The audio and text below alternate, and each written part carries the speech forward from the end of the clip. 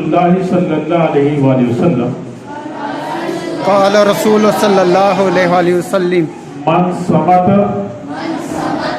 نجا، من صمت نجا، خاموشی میں نجات ہے، خاموشی میں نجات ہے، نجات ہے، من صمت خاموشی میں، ٹھیک ہے۔ قال رسول اللہ صلی اللہ علیہ وآلہ وسلم قال رسول صلی اللہ علیہ وآلہ وسلم من صمت نجا، نجا، من صمت نجا، من صمت نجا، خاموشی میں، شاباش، خاموشی میں، خاموشی میں، خاموشی میں نجات ہے۔ اور تیسری ہے قال رسول اللہ صلی اللہ علیہ وآلہ وسلم صلی اللہ علیہ وسلم اقصرت علیکم،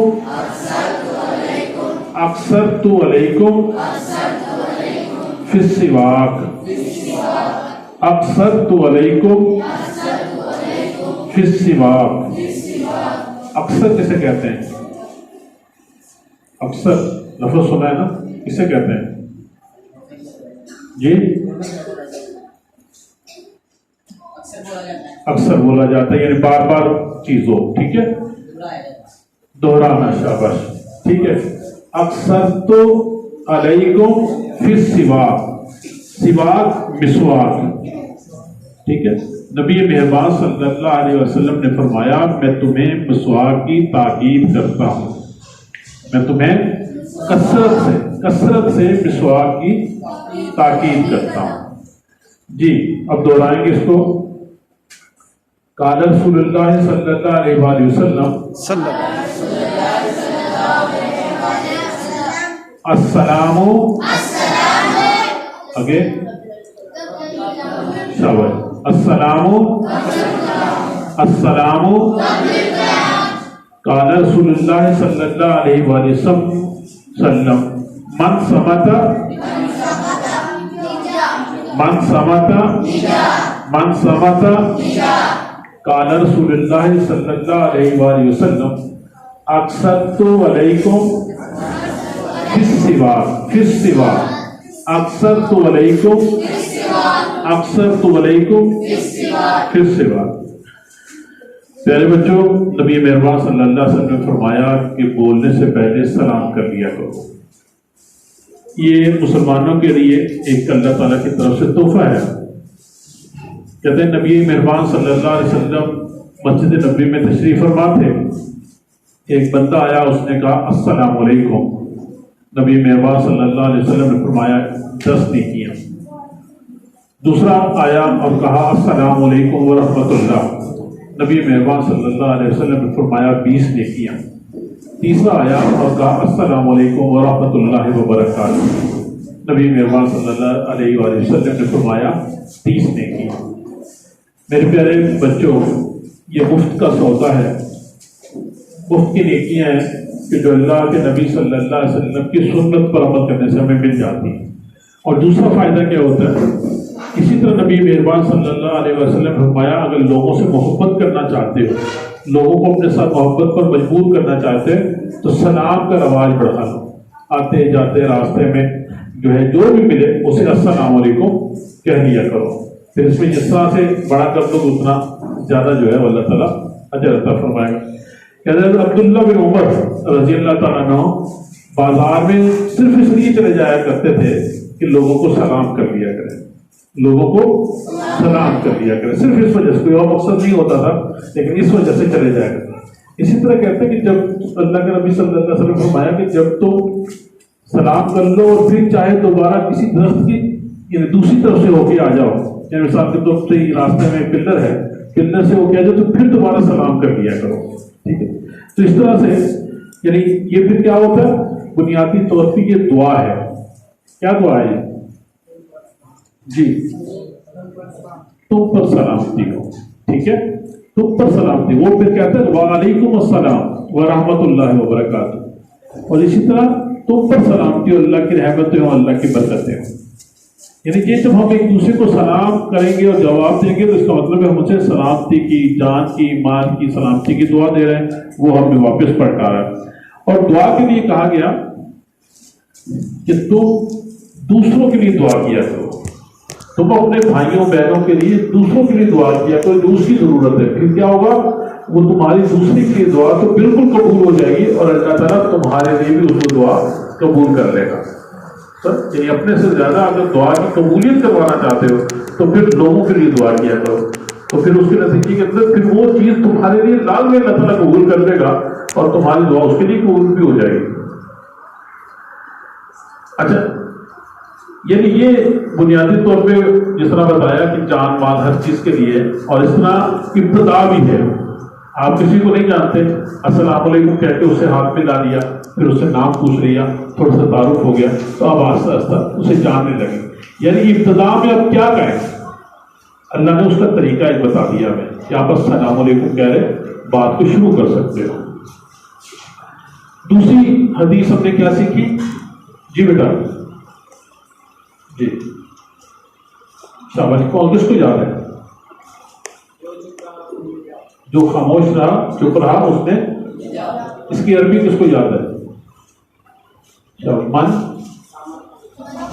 شاباش، دوہرا دو، من سماتا نجا، من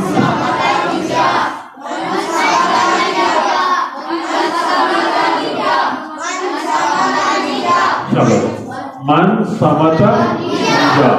پہلی کیا تھی؟ شاباش، السلام السلام، شاباش، اور دوسری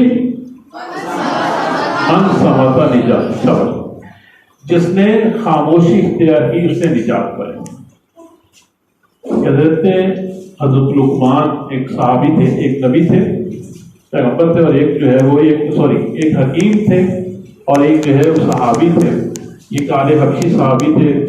اس سے جو ہے ان کے مالک نے کہا کہ جاؤ یہ جو بکری ہے نا، اس کا گوشت کر دیا، ذبح کرتی تھی بکری، کہا کہ اس کی جو ہے نا سب سے اچھی چیز جو ہے اس کی جسم کی وہ لے کے آؤ۔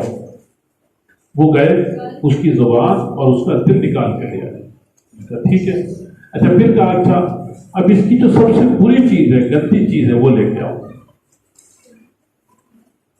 تو پھر وہ گئے اور پھر جا کے وہی دل اور اس کی زبان لے کے آ گئے۔ تو مالک نے کہا کہ یہ کیا؟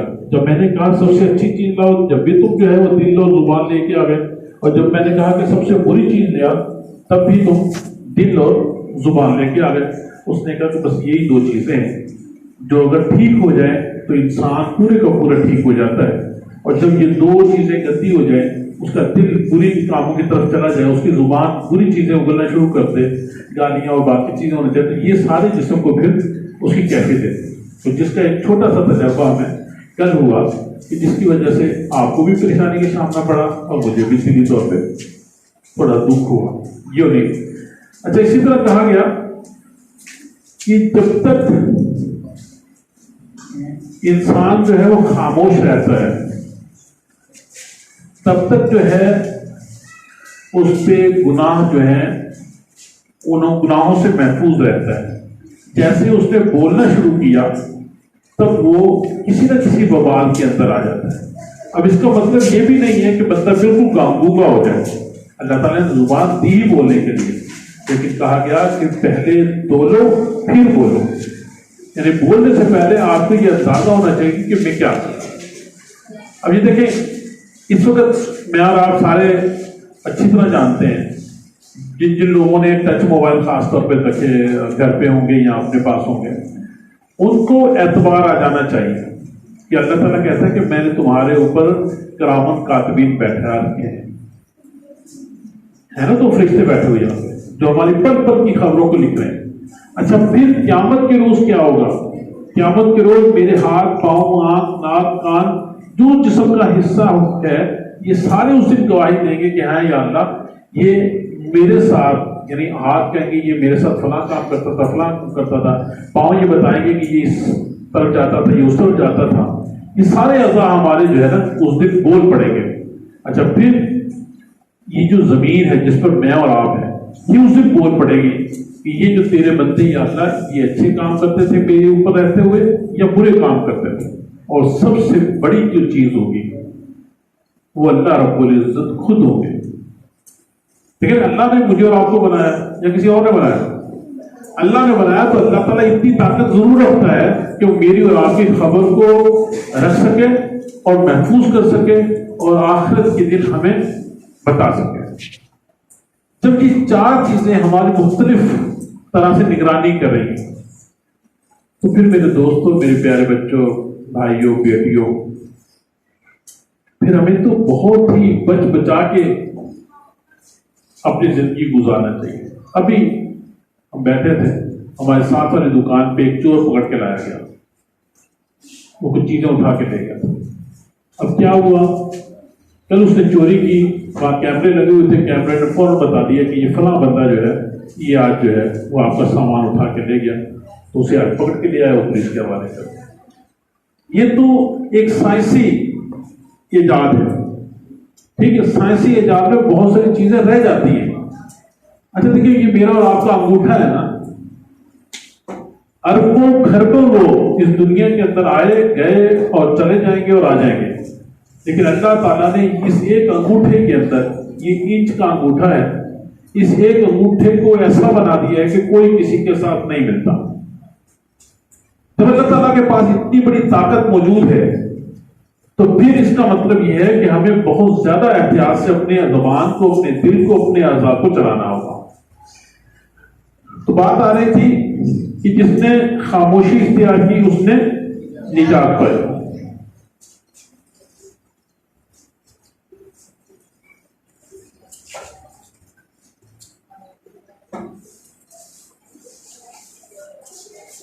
نبی محبوب صلی اللہ علیہ وسلم خاموشی عالم کے لیے زینت، خاموشی عالم کے لیے زینت اور جاہل کے لیے پردہ ہے۔ یعنی جاہل آدمی ہے نا کہ اسے کچھ نہیں آتا، کچھ نہیں پتا، وہ جب تک بولتا نہیں ہے ہمیں اندازہ نہیں ہوتا کہ یہ کیسا فرق ہے۔ یعنی جب تک وہ خاموش رہے گا ہم یہ سمجھیں گے کہ نیت بہت اچھا آدمی ہے، بہت ٹھیک آدمی ہے، بہت کوئی عالم فاضل لگ رہا ہے، اچھی کاٹن واٹن کے کپڑے پہن رکھے تو ہم سمجھ جاتے ہیں، لیکن جیسے وہ بولتا ہے تو اس کی پوری تربیت کا اندازہ ہو جاتا ہے۔ دیکھیں، ایک یہ بھی ہے، آپ اپنے والدین کے ترجمان ہیں، آپ اپنے والدین کی طرف سے ایک نشانی ہے۔ آپ جب کہیں بازار میں، کسی جگہ، اسکول کے اندر، کسی ادارے کے اندر پہنچتے ہیں، لوگ آپ سے بات کرتے ہیں تو بات کرتے ہوئے وہ پہچان جاتے ہیں کہ اس کے والدین کس طبیعت کے لوگ ہیں۔ اور اگر آپ کی کسی غلط عمل کی وجہ سے انہوں نے کوئی غلط آپ کے والدین کے متعلق سوچ بنا لی تو یہ قصور تو میرا اور آپ کا ہوگا۔ تو اس لیے کوشش یہ کرنی چاہیے کہ پورا بولا جائے اور ٹھیک بولا جائے اور اچھا بولا جائے۔ جی، اب آتے ہیں تیسری جو حدیث ہم نے یاد کی، قال رسول اللہ صلی اللہ علیہ وآلہ وسلم، کس حوالے سے حدیث تھی؟ شاباش، یاد ہے؟ شاباش شاباش، اور کوئی؟ جی جی، اکثرت علیکم، شاباش، اکثرت علیکم فی السواک، اکثرت علیکم، یہ پوری کو دہرائیں، اکثرت علیکم فی السواک۔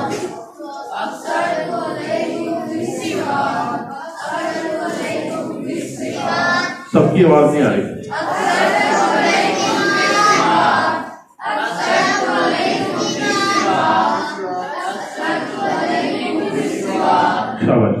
اب ہم پہلی کو دہرائیں گے، قال رسول اللہ صلی اللہ علیہ وآلہ وسلم،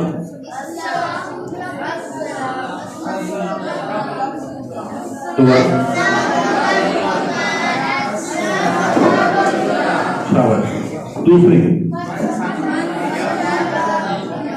جی، من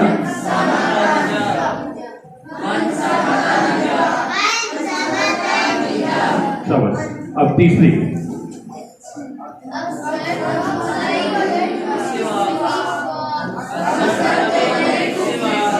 شاباش، جی تیسری فی السوا جی فی السوا کیا شاباش جی بیٹا شاباش شاباش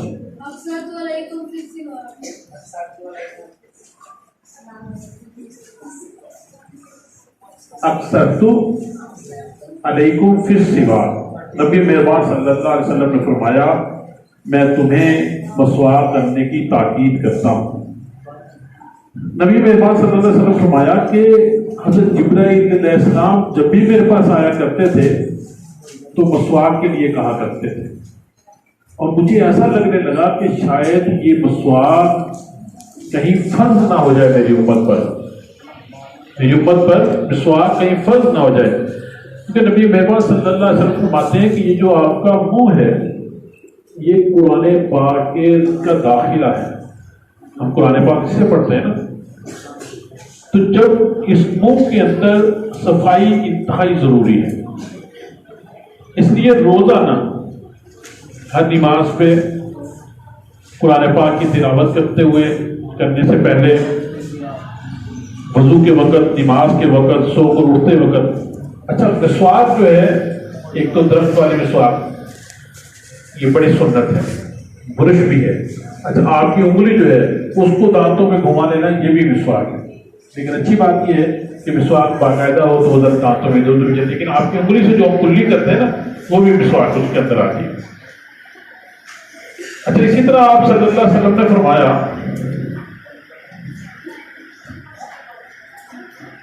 مجھے میں نے کہا کہ حضرت علی رضی اللہ تعالیٰ نے فرمایا کہ تمہارے منہ قرآن کے راستے انہیں مسواک کے لیے ذریعے صاف رکھا کرو۔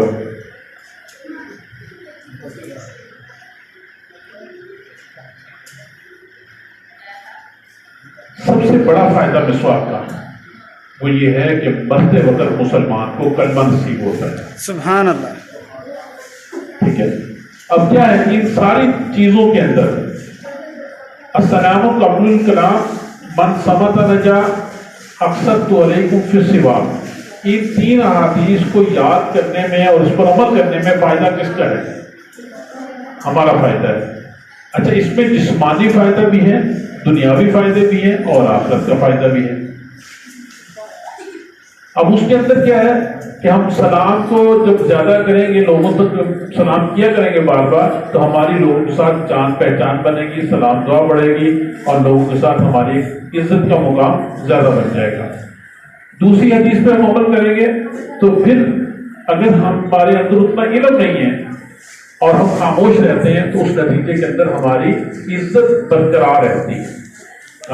کہ عالم کے لیے زینت اور جاہل کے لیے پردہ ہے، اور ویسے بھی جتنی زبان سے ہم الفاظ نکالتے ہیں وہ اللہ کے بارگاہ کے اندر لکھے جاتے ہیں، اور آدمی جو جتنا زیادہ بولے گا اتنا زیادہ وہ لکھا بھی جائے گا۔ اگر اس کے اندر پھر اس میں غلطیاں بھی زیادہ ہوں گی اور اس کے اندر پھر اللہ تعالیٰ وہ کمی بیشی معاف فرمائے تو اس کے اندر پھر اللہ کی طرف سے پکڑ بھی زیادہ ہو۔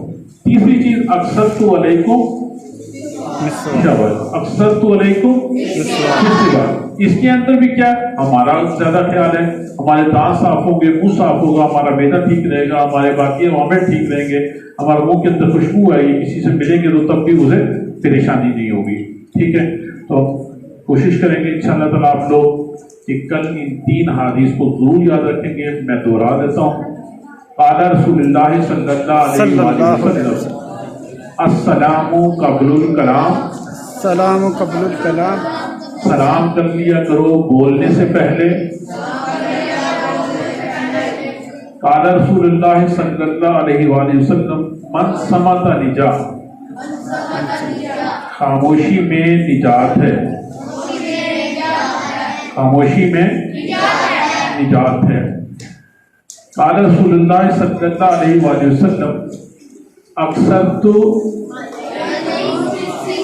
علیکم فی السوا، میں تمہیں تاکید کرتا ہوں اب کثرت سے مسواک کرنے کی۔ ٹھیک ہے، اچھا سلام کا جو معاملہ ہے، کہتے ہیں کہ جب کوئی تلاوت کر رہا ہو، نماز پڑھ رہا ہو تو سلام نہیں کرنا چاہیے۔ اچھا اسی طرح لوگ اپنی کسی مستیوں میں لگے ہوئے ہیں تب بھی سلام نہیں کرنا چاہیے۔